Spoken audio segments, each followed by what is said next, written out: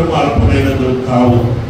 మా ప్రియమిత్రులను పరిపాలించేవాడు నీలో నుండి వచ్చును అని నీ వాక్య ప్రకారం సామాన్యమైన పట్టణాలు బట్లూరులో నుంచి పెద్ద పెద్ద పట్టణాల్లో తీసుకుని వెళ్ళారు.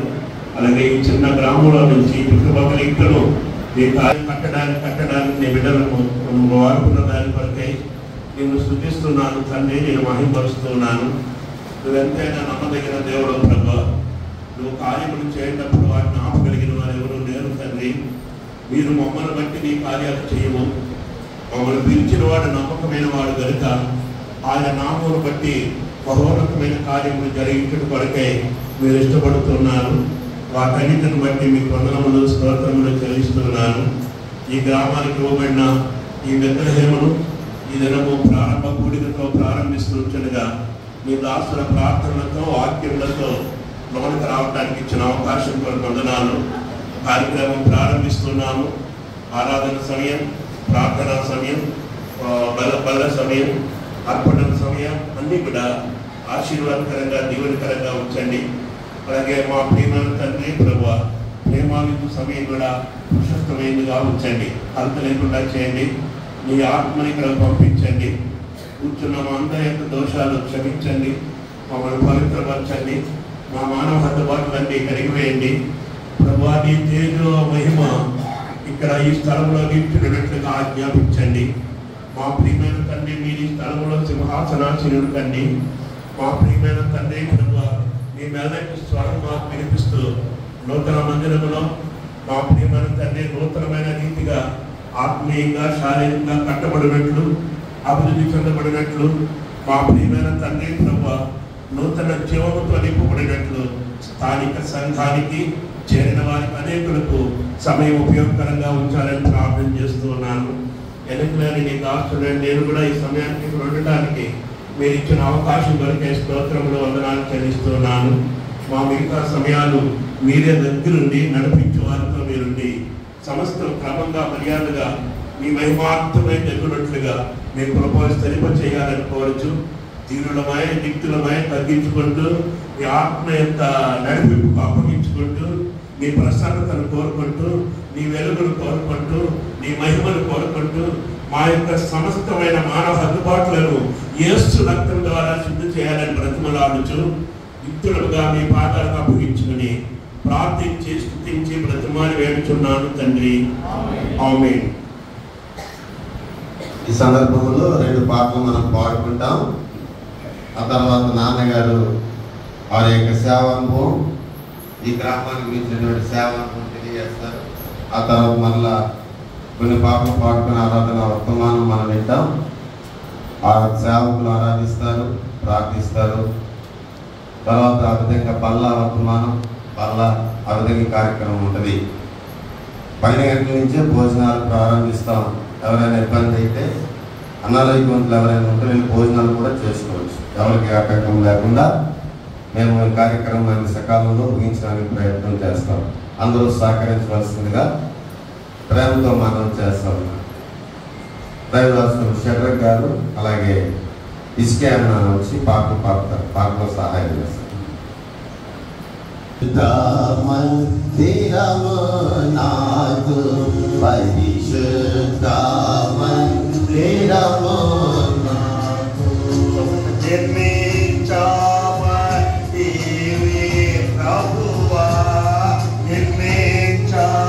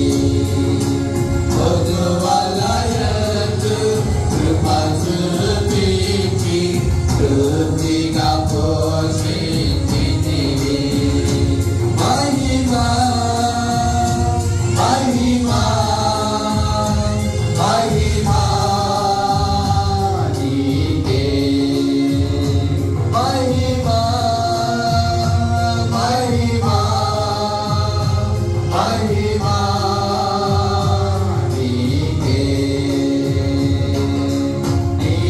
नीमदिरहु अति सुंदर नीप्रजलंकरिकी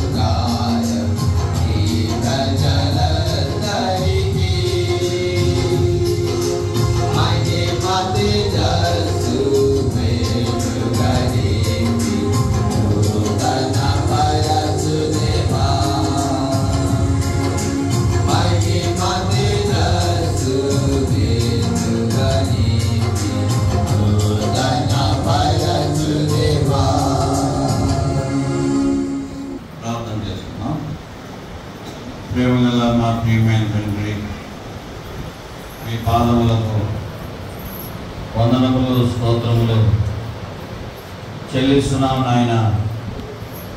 ఓ మా ప్రియమైన తండ్రి, దేవా మా ప్రభువా, ఈ బెత్లెహేం ప్రార్థనా మందిరాన్ని ఈ రీతిగా విశాలపరచుకున్నట్లో చూపిన కృపకై వందనాలు ప్రభువా. ఈ దినందుని మేము మొరపెట్టాం.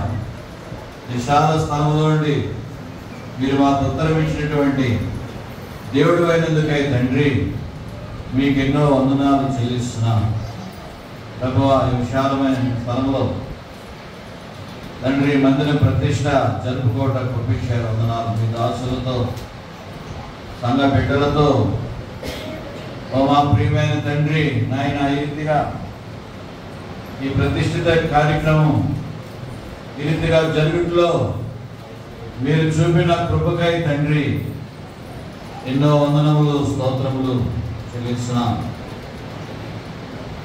దేవా మా ప్రభువా.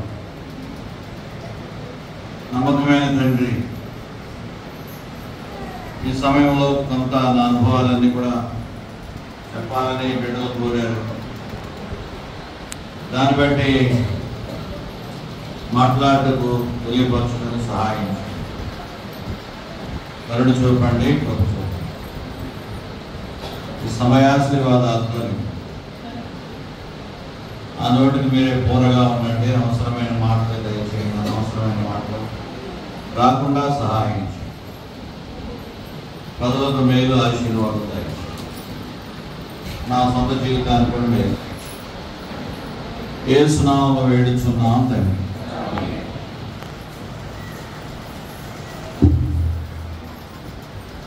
తీసుకోవటానికి ప్రభు కృప ఇచ్చాడు. నేను 77లో ప్రభు యొక్క పరిచర్యలోకి వచ్చాను.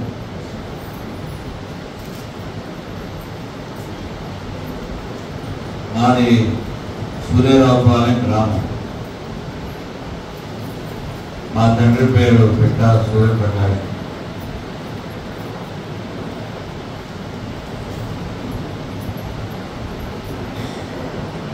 మా తల్లి పేరు వజ్రమ్మ గారు. మా తండ్రి గారికి ఇంచుమించు అనమాట సంతానం. మొట్టమొదటిగా 5 ఆడపిల్లలు ఆయన పుట్టారట. నాకు తెలిసి 3 ఉన్నారు. నాకు తెలియకుండా 2 మరణమయ్యారు. మరి ఆ రోజుల్లో మగపిల్లవాడు కావాలని మా తండ్రి ఎంతో ఆశపడినప్పుడు అప్పుడు ఆ రోజుల్లో నేను పుట్టాను. అంటే మా తండ్రి పొలంలో ఉంటే కౌరు పంపారు, నీకు మగపిల్లవాడు పుట్టాడు కానీ ముక్కు లేదన్న. మగపిల్లడు పుట్టాడు కానీ ముక్కు లేదన్న. ముక్కున్నా పర్లేదు, లేకపోయినా పర్లేదు, నాకు మగపిల్లడు అంతే చాలు అని మా తండ్రి పొలంలో అంటే వచ్చాడు. అయితే మగపిల్లడు పుడితే నీ సేవకి ఇస్తానని ఆయన దేవునికి ఒప్పుకున్నాడు. చిన్నతనం నుండి కూడా దేవుని మందిరంలో నాకు పరిచయం ఉంది. అనేక మంది శ్రేష్టమైన దేవుని సేవకులు మా ఊళ్ళో పరిచర్య చేశారు. నాకు తెలిసి మరి సామ్యూల్ గారు, జాన్ పాల్ గారు, డేవిడ్ అన్నయ్య కూడా నాకు బాగా చిన్నప్పుడు డేవిడ్ అన్నయ్య గారు కూడా మా ఊళ్ళో చేశారు. ఆయన చేసి నాకు అంతగా తెలియదు, బాగా చిన్నవాడు. ఆయన చేసినప్పుడు నాకు పెద్దగా తెలుసు. ఒక పెద్ద అయిన ముసలైన డేవిడ్ అన్నయ్య గారు ఒకటి ఉన్నట్లుగా నాకు తెలుసు, కానీ పూర్తిగా తెలియదు. ఆ తర్వాత సామ్యూల్ గారు, తర్వాత జాన్ పాల్ గారు ఒకటి ఎక్కువ తెలుసు. ఆయనతో ఎక్కువ కాంటాక్ట్లో ఉండేవాళ్ళం. ఆయనకి మరి ఆ రోజుల్లో సేవ అంటే కష్టకరం, పరిచయం అంటే చాలా కష్టంగా ఉండేది. అలాగే మా తండ్రి ఆయనకి బాగా సపోర్ట్గా ఉండేవారు. నాకు తెలుసు బాగా సపోర్ట్గా ఉండి, ఇంకా నేను కూడా సపోర్ట్గానే ఉండేవాడిని. ఆయన తర్వాత మరి జాన్సన్ అన్నయ్య గారు వచ్చారు. జాన్సన్ అన్నయ్య గారు ఉండగానే అక్కడ నేను రక్షించబడ్డాను. మరి ప్రభు సేవ అంటే నేను అంగీకరించేవాడిని కాదు. ఎందుకంటే ఏదో బాగా బ్రతకాలి, ప్రభు సేవకులకి ఏమి ఉండదని తలంపుతో ఉండేవాడిని.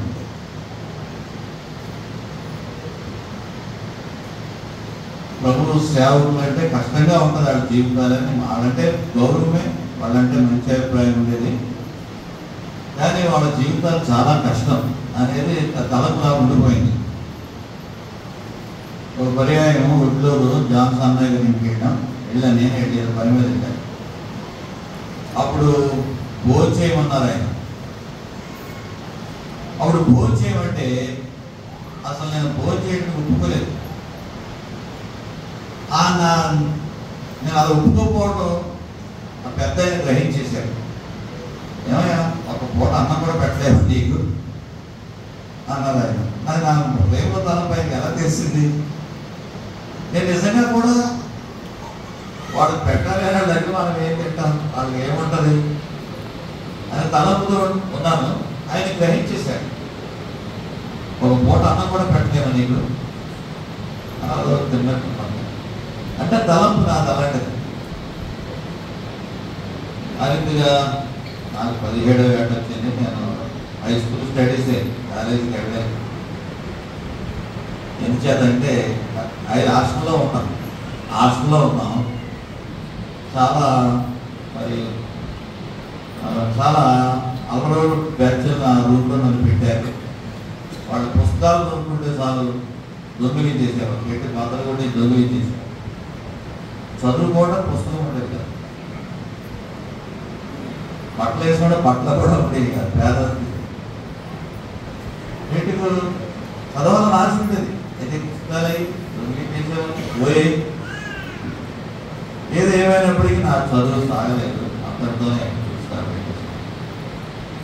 ఫుల్ స్టాప్ పెట్టేసి ఏదైనా ఉద్యోగం చూసుకోవాలని ఆశపడేవాడు. అప్పటికే మా తండ్రితో ఎక్కడ రాజమండ్రిలో ఒక ఉద్యోగం ఇప్పిస్తానంటే కొంత డబ్బులు ఖర్చు పెట్టించాను. ఈ లోపల ఒక ఇన్సిడెంట్ జరిగింది. మా సహోదరి మా అక్క చనిపోయారు. నా పేరు మేలమ్మ. అందరూ సేవ చేసేవాళ్ళు. ఆమె చనిపోయిన తర్వాత నాలో నాకే భయం, ఆందోళన ఎక్కువైంది. నేను చనిపోతే నేనే భయపడతాను. కానీ చిన్నతనం నుండి కూడా నాకు భయం, దైవ భయం ఉండేది. దైవ భయం అంటే నరకాన్ని కూర్చున్న భయం. నేను కుర్రవాడంతో మరి కుర్రవాడు స్నేహాలు బట్టి నాడు కుర్రవాడు ఎలాంటి గుణలక్షణాలు ఉంటాయి అన్నీ నాకు చిన్న వయసులోనే 17 ఏళ్ళు రక్షించబడ్డాను. ఆ 17 సంవత్సరాల వయసులో కూడా ఉదయం వాడైపోయి ఉండేది. మరి అలాంటి పరిస్థితుల్లో కానీ నేను పాపిని అనేటువంటిది దృఢ నమ్మకం ఉంది. నా పాపాన్ని చనిపోతే నా నరకం ఉంది అనే భయం, ఆందోళన నాకు ఎక్కువ ఉంటే నేను రోడ్ అవుట్ వెళ్తుంటే భయపడేవాడిని. ఏంటంటే ఏదైనా వెహికల్ వచ్చి కొట్టేస్తుందేమో, చచ్చిపోతాను. చావంటే భయం కాదు. చనిపోయిన తర్వాత నరకానికి వెళ్ళి నేను పాపిని, నరకానికి వెళ్ళిపోతాను అనేటువంటి భయం. నరకం 140 సంవత్సరాల కాదు. కాబట్టి నిత్య నరకం, యుగయుగాలు నరకంలో పడాడు. ఇది తలంచుకుంటే చాలా భయం పుట్టింది. తలంచుకుంటే చాలా భయం పుట్టి మరి ఆ భయంతోనే నా జీవితాన్ని కొనసాగించేవాడు. పాపాన్ని కూడా ఇచ్చిపెట్టకూడదు అనుకున్నాను. నరకం అంటే భయపడేవాడు. ఇలా ఉండడానికి మా సహోదరి మరణం నాకు ఆ భయం ఎక్కువైంది. ఆ తర్వాత నాకు ఆ జ్ఞాపకం 1977 జనవరి 6 1977 గదిలో నేను ఒక్కడనే ఉన్నాను. ఆ భయంతో జీవితాన్ని గడపలేకపోతున్నాను. కాబట్టి నా పాపములన్నీ కూడా ప్రభు దగ్గర ఒప్పుకున్నాను. ప్రభు దగ్గర ఒప్పుకొని పశ్చాత్తాపడినప్పుడు నా ప్రభు నా పాపములను క్షమించాడు. ఆ రోజు నేను ప్రభు ఉన్నాను. ఒక స్నేహితుడి దగ్గర ఉండేవాడు, నేను గదిలో దగ్గర ఉండేవాడు. ఆ రోజు ఆ స్నేహితుడు లేడు, అది ఇంకా అన్యుడు అన్నాం. అందులో లేకపోతే నేను ఒక్కడనే ఉన్నా. ప్రభు నాకు ఇచ్చిన అవకాశం అది, ప్రభు నాకు ఇచ్చిన సమయం అది, ప్రభు నాకు ఇచ్చినటువంటి ఆపర్చునిటీ. మరి అలాంటి పరిస్థితుల్లో నేను ప్రభు దగ్గర క్షమాపణ కోరుకున్న ఆ పాప పరిహారం పొందాను.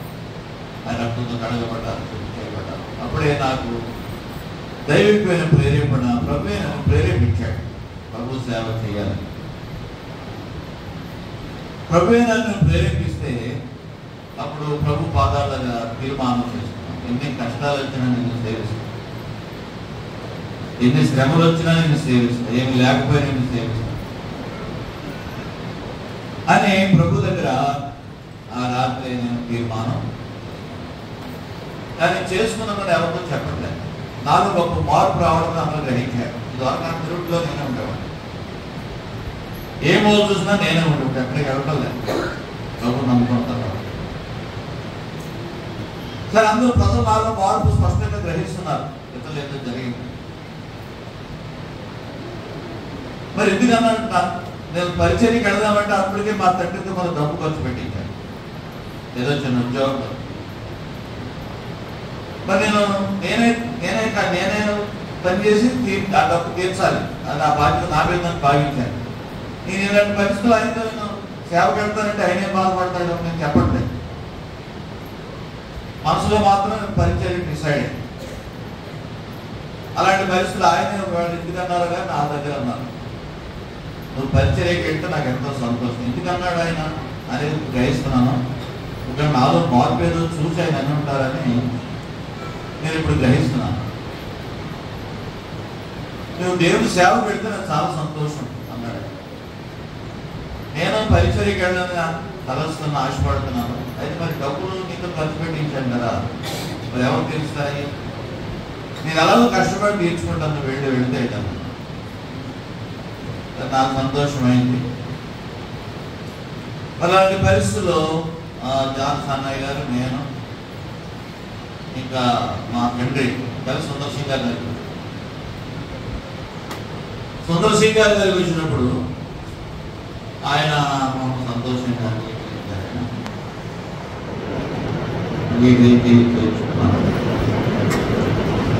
అప్పటికి నాకు 17 ఏళ్ళు.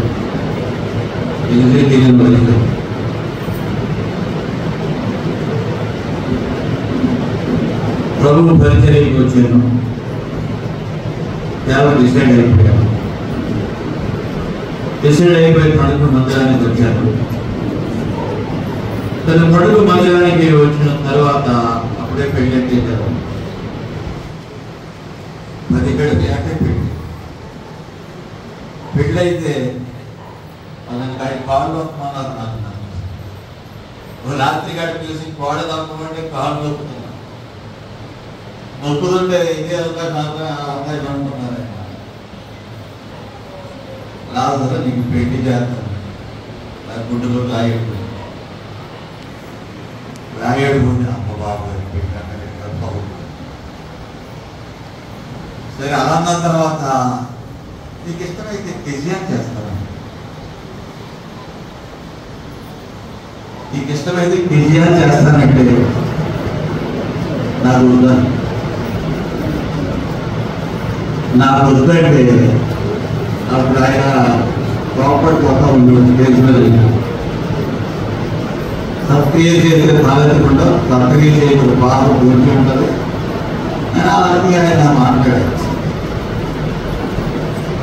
మాట్లాడితే అలా తల ముందు చెప్పించాను. పెళ్లి గారి పంపాను, మార్కెట్ పెళ్లి గారి పంపితే తీసుకోవా మంచిది మంచి సంఘాలు పెట్టారా? ఎన్ని చెప్పినా మనసు ఇచ్చారు. అలాంటి పరిస్థితుల్లో ఆయనతో మాట అన్నాను, ఏంటన్నా సేవకుడిని గౌరవిస్తాగా పిల్లలందరూ సుందరం గారు అన్న, నీకు పిల్లంతా నేను అందగాడు అంటే అయినా కూడా నాకు నేను ఒప్పుకోకపోతే అప్పుడు అతను ప్రార్థన చేసుకుంటుంటే అదే నన్ను ప్రేరేపించాడు. నన్ను ప్రేరేపిస్తే వెళ్ళి నేను చేసుకుంటానంట. అది వివాహం కూడా 17 ఏళ్ళు అయిపోయింది. 17 ఏళ్ళు అయిపోతే అలాంటి పరిస్థితుల తర్వాత మరి కుటుంబం వచ్చింది. 17 ఏళ్ళు సరే నా పెళ్ళి అంటే నవ్వేవారు, గుండ్రేట పెళ్ళైన గుండ్రేట అరవనంగా నాకు కాల్సి ఉండేది. అరవనంగా దగ్గర ఉండాలి, కొంతకాలం వాక్యం నేర్చుకోవాలి అని ఆశ ఉండేది. అని ఆశ ఉంటే అలాంటి పరిస్థితుల్లో మరి ఎవరు చెప్పడం ఎవరు చెప్తున్న ఆశ ప్రార్థనే చేసుకునేవాడి.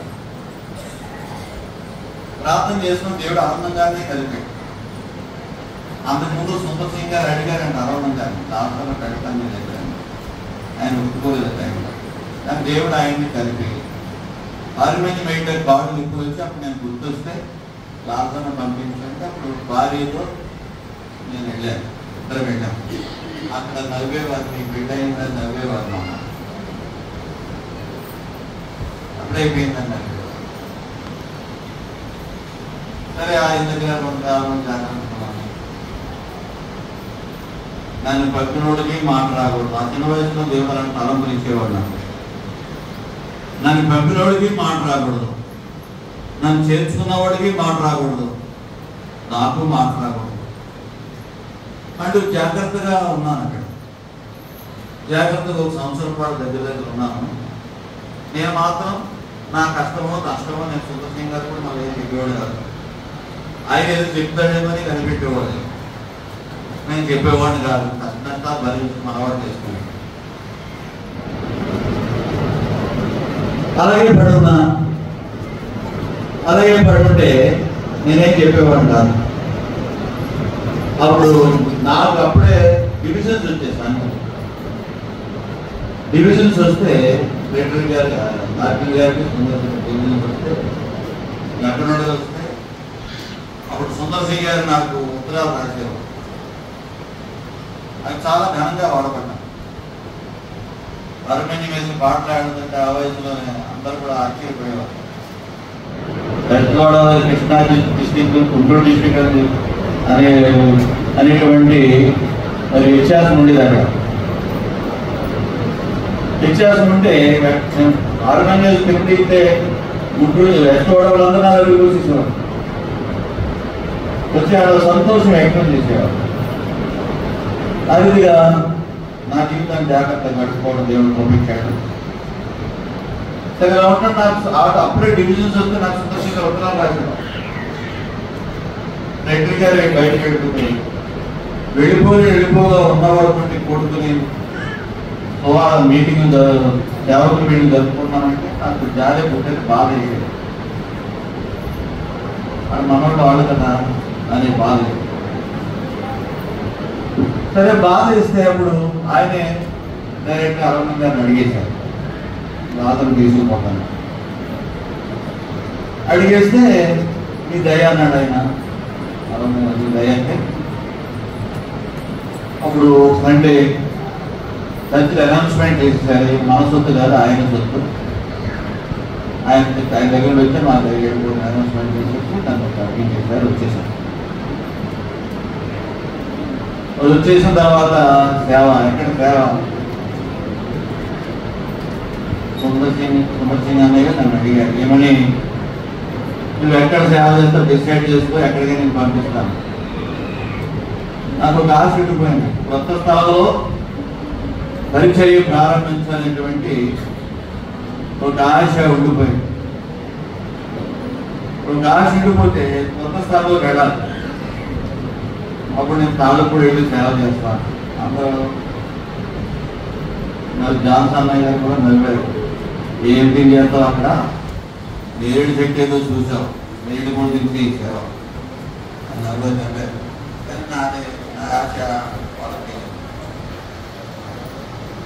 సరే పరిచర్య రూమ్ కూడా డబ్బులు తీసుకున్నాం. 4 రోజుల్లో 15 రూపాయలు 20 రూపాయలు ఆ అద్దె తొడుగు నుంచి కట్టేవారు. ఆ తర్వాత జీవించడం అంతా ప్రభు కృప. అలాగే పరిచర్య 2 years 2 సంవత్సరాలు చేశాను. చేసిన తర్వాత పరిచర్య చాలా ఉధృతంగా చేశాను, చాలా ఎక్కువగా చేశాను. దేవుడు దాన్ని ఆశీర్వదించాడు, చాలా ఎక్కువ చేశాను. అలాంటి పరిస్థితుల్లో ఆ తర్వాత దోపచాలు రావడం జరిగింది. దోపచి సేవకులు ఏంటంటే అక్కడ వస్తాయి, సాధు గారు అంటాడు, జాన్పల్ గారు అంటాడు, అందరూ నువ్వు అక్కడ దొరుకుతూ నువ్వు దోపచాలు అని నాకు బాగా బ్రెయిన్ వాష్ చేశాడు.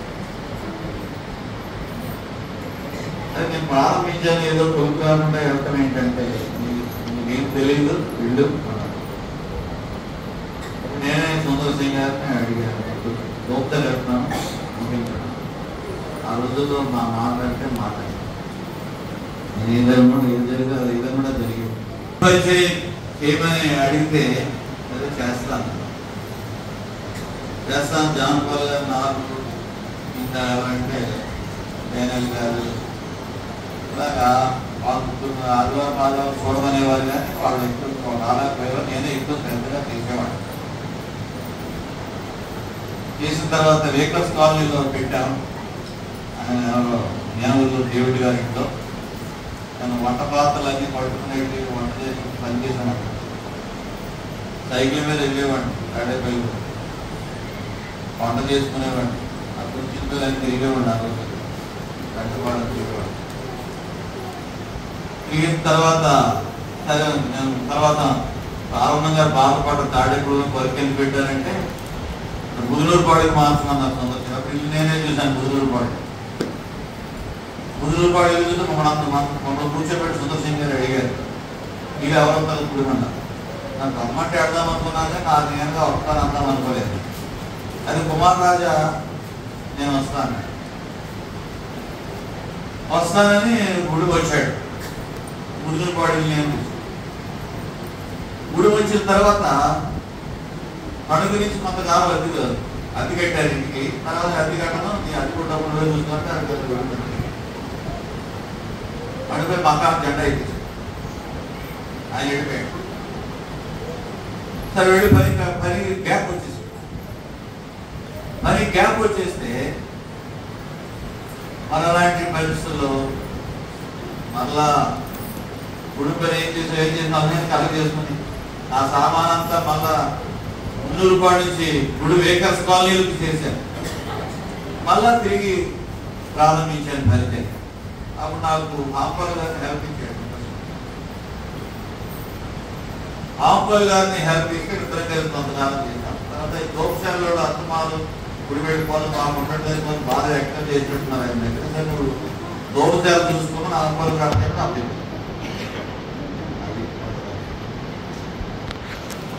ఆ తర్వాత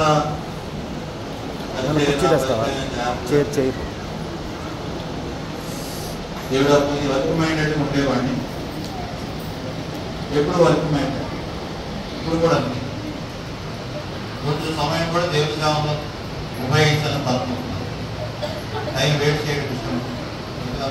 పెద్ద వయసు పెద్దది వచ్చింది. కొన్నిసార్లు అనారోగ్యాలు అవుతున్నా, కొన్నిసార్లు పడలేని పరిస్థితులు వస్తున్నప్పుడు తప్ప ఏమాత్రం కావాలో పడలేదు. ప్రభు సేవలో సాగు అలాంటి పరిస్థితుల్లో మన దగ్గర స్థలం పొందడం ఆ రోజులు 11,000 కోట్లకి చాలా కష్టమైంది. ఆ తర్వాత ఊరపాడు 10 సెంట్లు స్థలం 30 మంది బాప్తిస్మాలు ఇప్పించాను. 10 సెంట్లు స్థలం కొన్నాడు. దారిపోయి దాని ఎక్కిపోయినట్టు అయిపోయింది.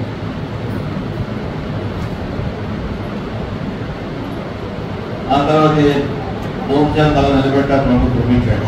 అంటే ఎన్నప్పుడు ఎన్ని సాగిపోతున్నాం పరిచర్యలు, సాగిపోతుంటే కూడా అసూయపడ్డారు, పరిచర్య చేస్తున్నా కూడా అసూయపడ్డారు.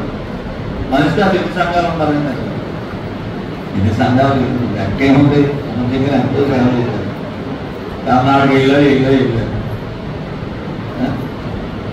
కాబట్టి నన్ను పథకాల్లో పెట్టాలి అని వాళ్ళు ఆశపడ్డారు. సాగించేవాళ్ళు కాదు. సందర్భంగా నేను ఎప్పటికీ బాధపడుతున్నా. ఎక్స్పీరియన్స్కి ఎంతో పని నాకు ఉండాలి, పని చేయకుండా అడ్డుపడ్డారు అని ఇప్పుడు కూడా నేను బాధపడుతూ ఉంటాను. మరి ఇక్కడ భూమిచాలు నిలబెట్టుకోవడం ప్రభుత్వం పంపించాడు. ఈ స్థలం కూడా మరి ఇక్కడ కూడా పరిచయం ఆనాడు పని చేస్తా ఉన్నాయి. ఈ ఊళ్ళో కూడా రామచంద్రపురం ఇక్కడ అమ్మాయమ్మ గారు, మరియమ్మ గారు, సుందరమ్మ గారు, చెల్లమ్మ గారు, గొల్ల సత్తమ్మ గారు, సీతమ్మ గారు, ఏడుకి మొట్టమొదటి వీళ్ళు పెట్టి ఈ ఊరు వస్తూ ఉండేవాడిని. పరిచయం వర్కమైనట్టు కదా, పరిచయం చేస్తూ ఉండేవాడిని. రాత్రి లేదు పగలేదు కష్టపడేవాడిని. అబ్బాయి వారు ఆహార పదార్థాలు వండి పెట్టేవారు. పెట్టి తిని ఇంకా సేవ చేసేవాడు. మరియమ్మ గారు, సుందరమ్మ గారు గావుడు వచ్చింది. వీళ్ళు మా ప్రారంభికులు సీతమ్మ గారు, యోసేపు గారు భార్య. ఆడ మొట్టమొదట అయితే అప్పుడే పని చేస్తూ ఉండగా ఈ స్థలం నారాయణ స్వామి గారు పెద్ద ఉన్నారు ఇక్కడ. ఆయన్ని నేను అడిగాను, ఇక అందరూ చేసుకోండి స్థలం అడిగా అని అడిగాను.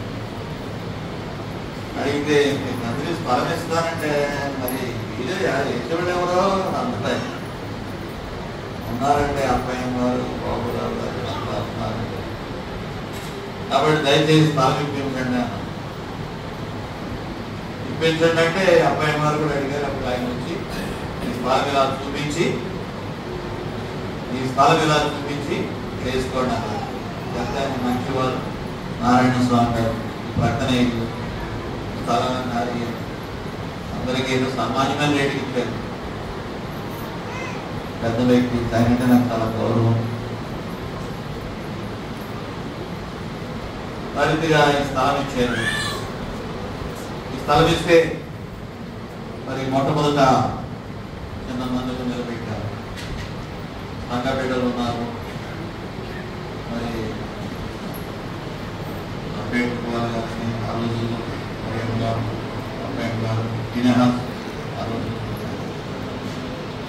కాబట్టి వీళ్ళంతా కలిసి ఎవరు తోచింది వాళ్ళు చేసి అది కూడా పర్మనెంట్ బిల్డింగ్ బాగానే ఉంటుంది. అయితే ఇంత ఫ్యూచర్ ఆలోచించుకుంటే చిన్నగా వేయడం జరిగింది. ఈ కాలానికి సరిపోతుంది, చాలా బలంగా ఉంటుంది. అయితే అది తర్వాత విశాలపరచబడి సంఘం పెరుగుతుంది, మందిరం అవసరం ఏర్పడుతుంది. కానీ ఎవరు పెడతారు మందిరం? అందరం పేదవాళ్ళమే, సంఘ బిడ్డలు కూడా పేదవాళ్ళే. ఏం చేస్తారు ఈ సంఘ బిడ్డలు అంతా పేదవాళ్ళు? ఖర్చే మాత్రం మనం చేయగలమా అనేటువంటి మరి ఆందోళన. మనం చేయగలమా, మన వల్ల ఏమవుతుంది అని ఉన్నదాన్ని పెంచుకున్నాం. నా తలంపు ఏంటంటే ప్రక్కన పిల్లలు చేసి ఆ ఉన్నదాన్ని అక్షయం చేసి అని మొదలకుండా ఉన్నాం, మన వల్ల కాదు అది తలంపుతో నేను ఉండేవాడిని. కానీ ఇంతగా పెద్ద బిల్డింగ్ విశాల స్థలం వస్తుందని నేను గౌరవించలేదు. దేవుడు అద్భుతం చేశాడు, ఆశ్చర్యం. నా కుమారుడు కూడా సాహసం చేశాడు. ఎంత కష్టపడి చేశాడంటే మరి చేసి పక్కన చేసేసి స్లాబ్ వేసేసి లోపల కుడిమి చేసాడు. అక్కడ ఎంతో కష్టపడవచ్చు. సంఘ బిడ్డలు వాళ్ళ శ్రమ ఇంత కాదు, వాళ్ళ శ్రమే కాదు, డబ్బులు ఇచ్చారు. పేదోళ్ళు 50,000, 1,00,000, 40,000, 10,000, 20,000, 30,000, 40,000 ఎంత బిడ్డలు ఎంతో సమర్పించుకున్నారు, త్యాగం చేశారు. వాటన్నిటిని నా కుమారుడు కూడా త్యాగం చేశాడు. ఆయన కూడా లెక్క లేకుండా ఖర్చు పెట్టాడు. నిన్న కాక మొన్న కూడా 1,50,000 పెట్టి నోటుకోవాల్సింది. ఇంకా తేడా ఏమనుకున్నాను, నాకు ఇది ఎలా పడుతున్నాడో నాకు తెలియదు. అతను ఒకటే అంటాడు, దేవుని మందిరం పని ఏమైనా సరే పూర్తి చేయాలి, అరమరగా చేయడం నాకు ఇష్టపడదు అంటాడు కదా. నేను అంటాను, ఎలా పడ్డాడు, ఎలా తెస్తున్నాడు, ఎలా చేస్తున్నాడు నాకు తెలియదు. వాస్తవాన్ని పెట్టుకు సాహసం చేశాడు, త్యాగం చేశాడు. ఇలా రూపుదిద్దుకోవడానికి చాలా ప్రయాసం. సంఘ బిడ్డలు కూడా చాలా ఎక్కువ చేశారు. అనుకున్న దానికంటే వాళ్ళు శక్తి నీకున్న పాపద కొంచెమైనా నా నామ నిమిత్తం భారాలు భరించి అదే మతదేవుల సంఘానికి మరి ఒక చూపించాడు. ఏంటంటే మన అపోస్తల కార్యాలు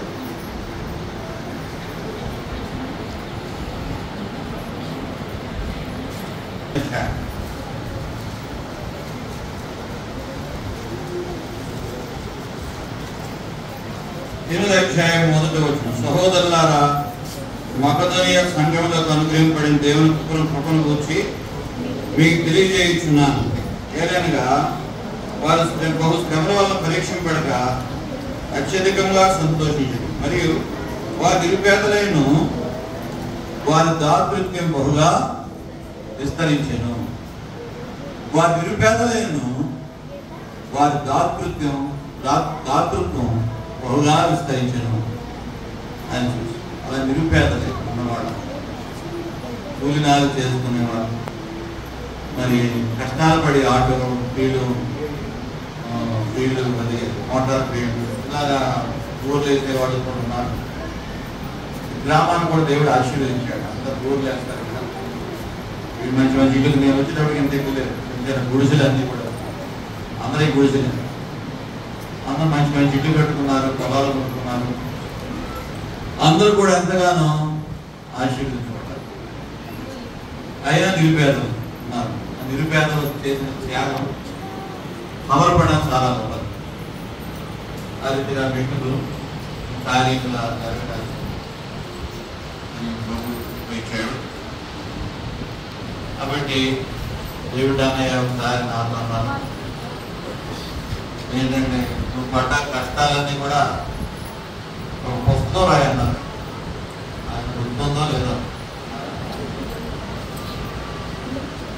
ఏమిటనే అంటే బహుశా వాళ్ళకు తెలుసు నా కష్టాలు ఇవన్నీ కూడా ఉంటాయి. అయితే ఒక విషయం ఏంటంటే, తిమోతికి వ్రాసినటువంటి పత్రికలో మాట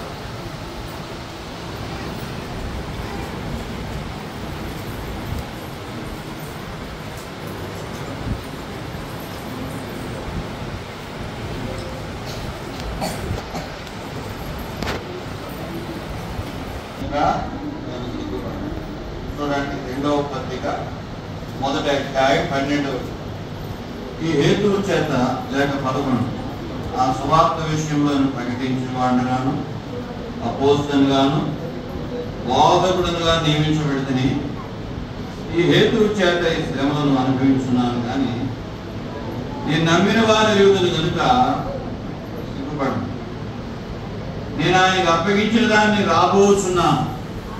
ఆ దినం వరకు ఆయన కాపాడగలనని రూఢిగా నేను నమ్మిన వారి యూదులు కనుక నేను సిగ్గుపడను. కాబట్టి ఎన్నో బాధకరమైన పరిణామాలు నా ముందుకు వచ్చాయి. 50వ అధ్యాయం 7వ వచనం. ప్రభువు యెహోవా నాకు సహాయం చేయవాడు కనుక నేను సిగ్గుపడలేదు. నేను సిగ్గుపడనని ఎరిగి నా ముఖమును చెప్పుముకు రాతి వలె చేసుకున్నాడు. నేను నమ్మిన వారిని ఎరుగుతుంది కనుక సిగ్గుపడ్డాను పౌలు అంటాడు. యెషయా గ్రంథంలో రాయబడి ప్రభువును గురించి, నేను సిగ్గుపడనని ఎరిగి నా ముఖమును చెక్కుముకు రాతి వలె. కాబట్టి ఇవాళ ఏదో ఏడు చేయవాడు, కానీ ఇప్పుడు గుండె రాయి అయిపోయింది. అంత ఏడుకు అవకాశం ఉంటుంది. మరి కాబట్టి ఎన్నో శ్రమలు వచ్చాయి. ఇరిగేటింగ్గా సంఘర్షణలు కూడా ఇబ్బంది పెట్టారు. అక్కడ సేవకులు కూడా సిగ్గుపరిచారు. మరి కాబట్టి ఎన్నో వచ్చాయి. కాబట్టి ఎన్ని వచ్చినా కూడా నేను నమ్మిన వాడిని ఎరుగుతున్నాను, దేవుడు అని నేను కూడా సిగ్గుపడ్డాను. అసలు చాలా దేనంగా పడి ఉంటే నేను చాలా బాధపడ్డాను. చెవులోంచి రక్తం వస్తుంది, ముక్కులోంచి రక్తం వస్తుంది. ఏంటి వ్యక్తి ఇలా ఉన్నాడు, నేను త్వరగా చచ్చిపోతానని కూడా అనుకోలేదు. ఏంటి వచ్చామన్నా, నీకు రమ్మన్నారంట కదా వచ్చాను. కళ్ళం నీళ్ళు పెట్టుకున్నాడు. నేను అనుకున్నాను నీకు అన్యాయమే జరిగింది, చేశాను, దేవుడిని కాపాడు దాకా. ఆ టైం వరకు ఆయన నాకు అన్యాయం చేసి ఆయన బాధపడి నాకు జరిగేది ఏమి లేదు. ఆయన నాకు చేసేది ఏమి లేదు. జరగలేదు అంతా జరిగిపోయింది. కాబట్టి నీకు కష్టం జరిగింది, దేవుడు నీకు సహాయం చేయాలి. కళ్ళం నీళ్ళు పెట్టుకున్నాడు.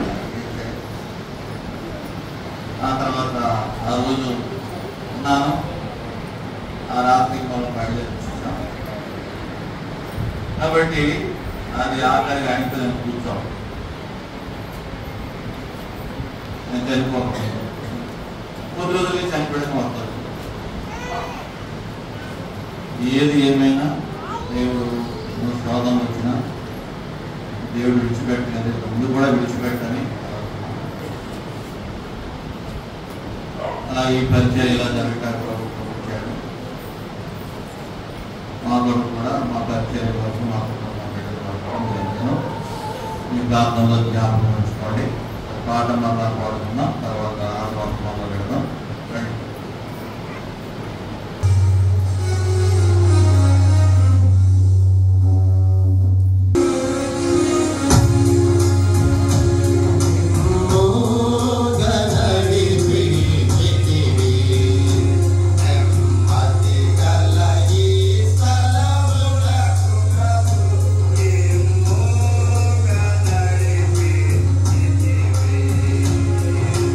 Our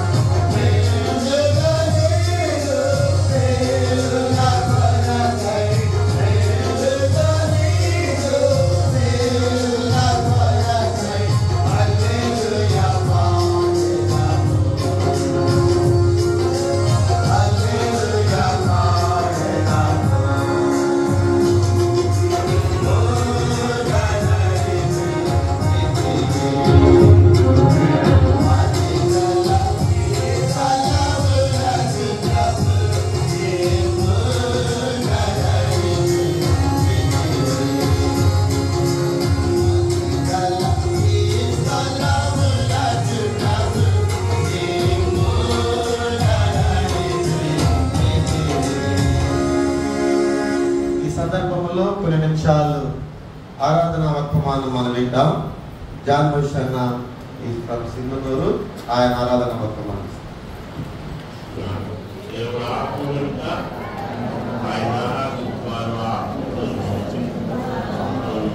ఆరాధింపవలే నేను స్వరకు మాట్లాడుకుంటాం. మీకా నుండి మీకా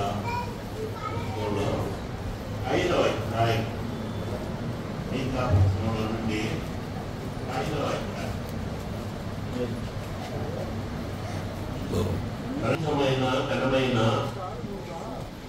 శ్రేష్టమైన ఉన్నతమైన హెచ్చింపబడిన నామమును బట్టి మీకెన్నో వందనములు, స్తుతులు, స్తోత్రములు చెల్లించడం మీకు అనుగ్రహిస్తున్నాను.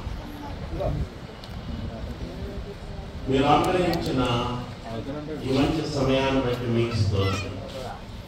సమయంలో మీ ప్రియమైన పిల్లలుగా నూతన మందిరములో చేరే భాగ్యం చేస్తూ అప్పగించుకుంటూ ఈ దేవదాసుడు మీరు అంగీకరించి మీ పరిశుద్ధాత్మ ద్వారా నడిపించాలని బ్రతుకులాడుకుంటూ మా ప్రియ ప్రభు గొప్ప రక్షకుడు విమోచకుడైన యేసును ప్రార్థించి స్తుతించి బ్రతిమాలి వేడుతున్నాం తండ్రి, ఆమేన్. దయచేసి కూర్చోనండి. ఒక చిన్న ప్రశ్న ఏంటంటే, చాలా సంతోషకరమైన సమయం ఏంటంటే బెత్లెహేము యొక్క ప్రతిష్టకు మనం చేయలేం. బెత్లెహేము మందిరం వాళ్ళు ఎంతమంది ఉన్నారో చేతులు పైకి చూపించాను ఒకసారి. అందరూ ఇక్కడ ఉండే, చాలా సంతోషం, చాలా సంతోషం. బయట వాళ్ళు తక్కువ, మీరు ఎక్కువ మంది. చాలా సంతోషం. మిమ్మల్ని ఇంకో ప్రశ్న కూడా వేస్తున్నాను. బెత్లెహేము అంటే ఏంటి అనే ఓ ప్రశ్న కూడా వేస్తున్నాను. అది కూడా ఇప్పుడు చెప్పేది కాబట్టి. బెత్లెహేము అంటే ఏంటి? బైబిల్లో బెత్లెహేముకు ఎన్ని పేర్లు ఉన్నాయో తెలుసా అండి? 4 పేర్లు ఉన్నాయి.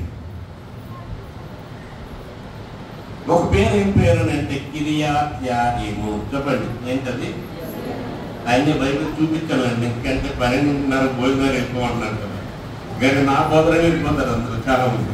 అందుకే త్వరగా ముగిస్తారు కనుక అన్ని చూపించాను. ఏంటంటే మన మొదటి పేరు ఏంటంటే జ్ఞాపకం ఉంచుకోండి. మీరు మొదటి పేరు ఏం పేరు? కిర్యత్-యెయారీము.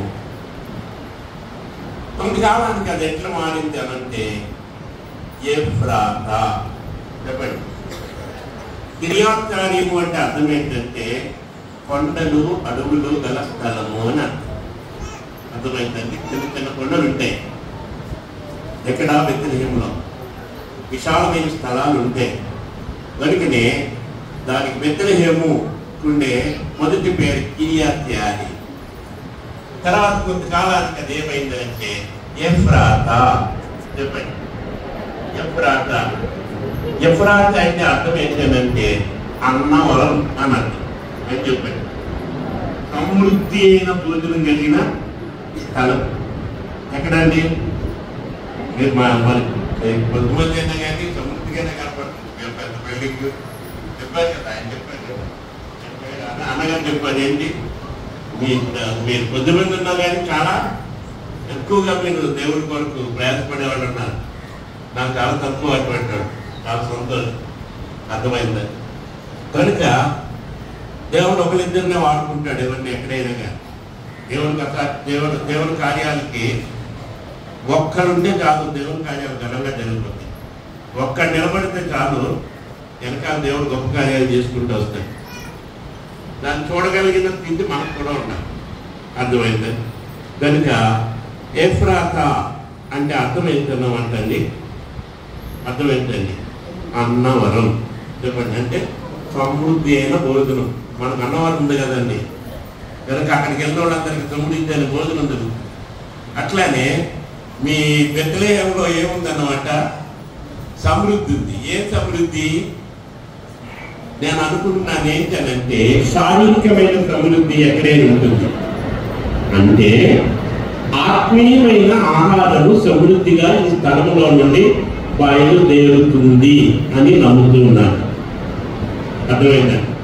ఇక్కడ ఉండవలసిన సమృద్ధి ఏంటంటే ఈ దినాల్లో మందిరాల్లో ఎక్కడక్కడ భోజనానికి ఏమో నోట్లు లేవు.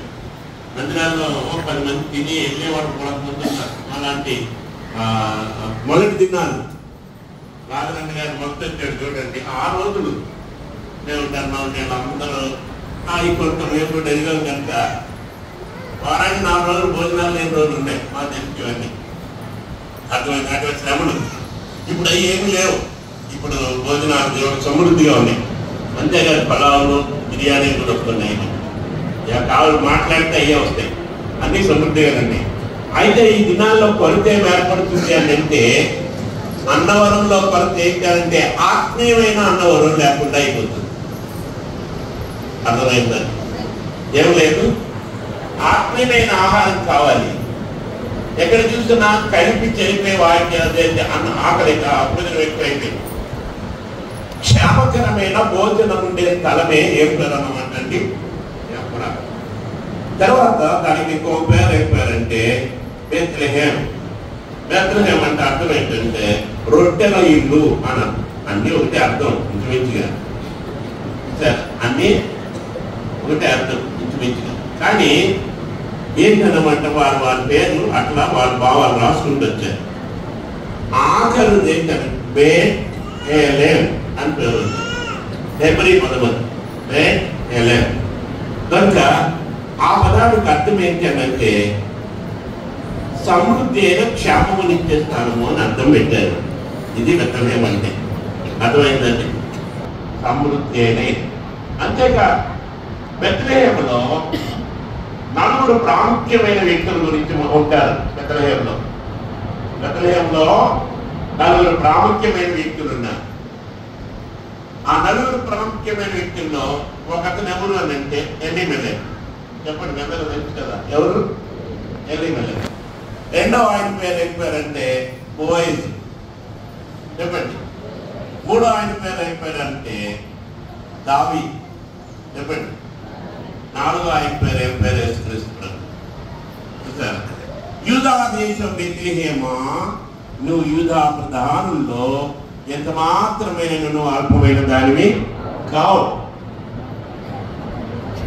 నీ ప్రజలను నీలో ఇశ్రాయేలు నా కొరకు ఎవరి కొరకు? దేవుని కొరకు. కనుక దేవుని కొరకు ఇశ్రాయేలుని అనుభవం వాడు నీలో నుండి వచ్చును. అది వాగ్దానం. బెత్లెహేము యొక్క వాగ్దానం అది.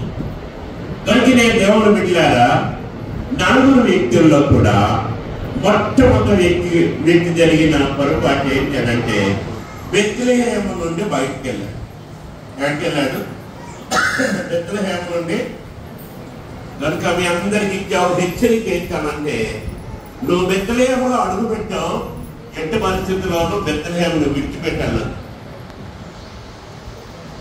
బయట నీకు బెత్లెహేము కంటే సమృద్ధిగా కలిగిన స్థలాలు కనబడుతుంటే, బెత్లెహేము కంటే అందంగా కనబడే స్థలాలు ఉన్నాయి, బెత్లెహేము కంటే ఆరోగ్యకరంగా కనబడే స్థలాలు ఉన్నాయి.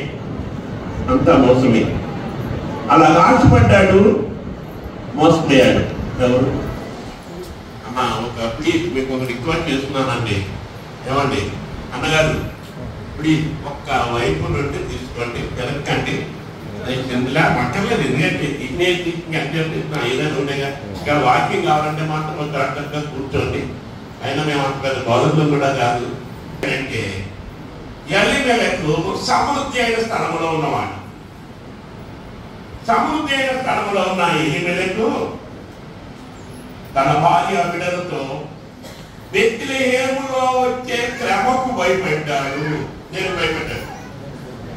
బెత్లెహేములో ఏం ఏర్పడుతుందని ఆశించాడు, కరువు వచ్చింది, భయపెట్టాడు.